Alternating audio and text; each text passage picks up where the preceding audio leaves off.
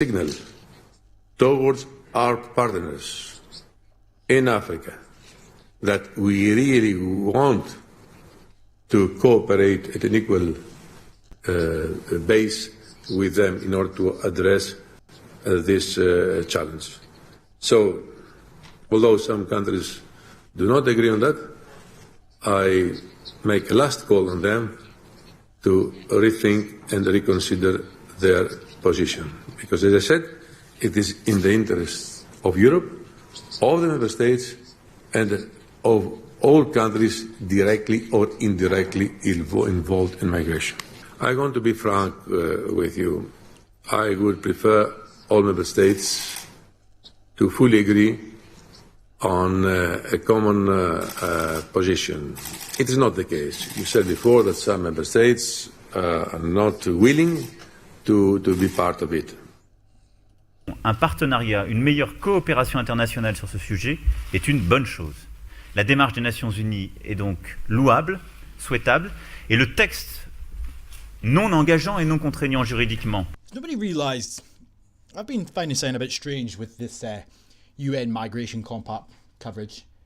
The mentioning of a non-legally binding element to the contracts keeps being mentioned. They all keep talking about it, and I can't help but feel that that is a bit strange. It's almost as if that's kind of to put people's minds at ease in order for them to come around to the idea if they were on the fence previously.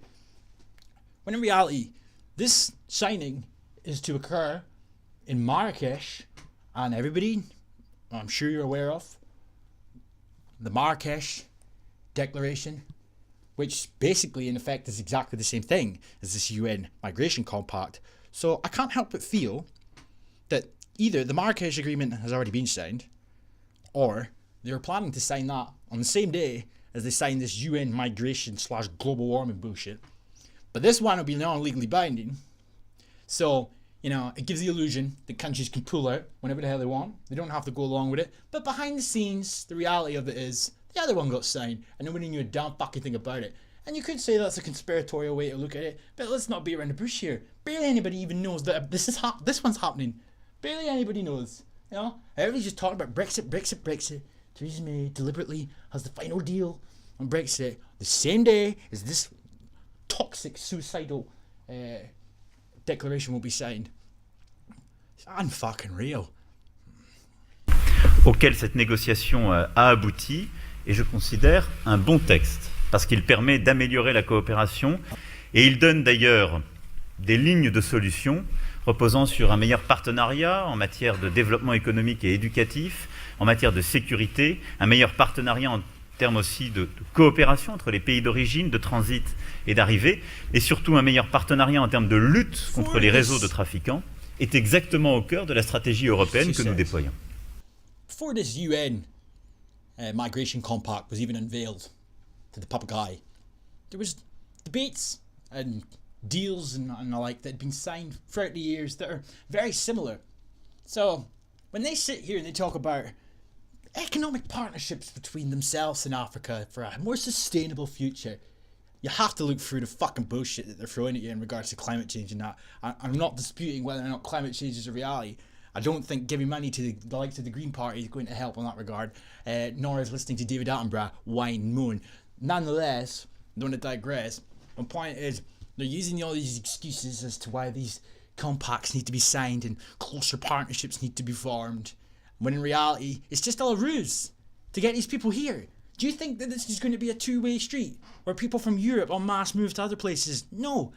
It sounds great because it sounds like it's worldwide, it sounds like it's global, but the reality of the matter is it's designed really to screw over the European countries. That's what this is for. That's exactly what it's fucking for. You know, you got your Barcelona Declaration, you got your Marrakesh Declaration, you got the Kalergi Plan, which, you know, the fucking mastermind behind the EU. This shambolic garbage is fucking mental, eh? It really is mental. It's Channel 4 News from a month ago. I'm just rolling up, right? As we get closer and closer to the Brexit final deal. Conveniently the same day as we're all now aware. But I don't see anything regarding this compact signing. Nothing to suggest that they're going to pull out. Nothing also to suggest that they're planning on staying in, which is worrying. My days, man. Nothing at all. Brexit, Brexit, Brexit. Oh, Brexit, Brexit, Brexit. David asshole Lammy. Fucking Brexit, Brexit, Brexit. EU net migration to UK falls amid Brexit. Oh, that's great. It's okay though.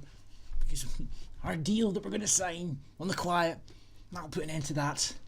Brexit backstop, Brexit, Brexit, Brexit. Nothing at all, man. Theresa May battles on with Brexit deal. Yes. Wow. Brexit no trade warnings. How a second referendum could work. Who gives a fucking shit? Yeah, I mean, the Brexit that everybody voted for a few years ago has been well and truly ransacked. And I mean, if, as they call it the Brexit betrayal, don't they? It's an absolute dog and pony farcical show. And that's why I just don't even bother talking about it anymore. I mean, I made my point very clear in every video that I've made about it. And I'd love to have been proved wrong. But I mean, everybody seems to be pretty dim in that regard. And talking about like people that voted to remain. They seem to think that the shit show that has become Brexit should be a reality check to people that voted Brexit, as if to suggest that this is their fault. When in reality, this is Theresa May, if anybody. This isn't the fault of people that voted Brexit. That should have been a simplistic, easy fucking exit after a referendum. Funnily enough, non-legally binding as well, by the way. But, oh no, that's not how it went. It's not how it went down at all. No, it was fuck up after fuck up after fuck up. And it was all culminating on the same day that a potential signing could basically sign the life away of our country. So it doesn't really fucking matter if we're in the EU or not. I don't hear them talking about it. No, it's just Brexit, Brexit, Brexit. Yeah. In the decades to come. And therefore, it's in their interest. This is not a question of burden. This is a question of self-interest. A lot of Western countries, a lot of others, will have to import a workforce. And it just so happens that Africa's population is set to double by 2050. So they'll be fucking everywhere.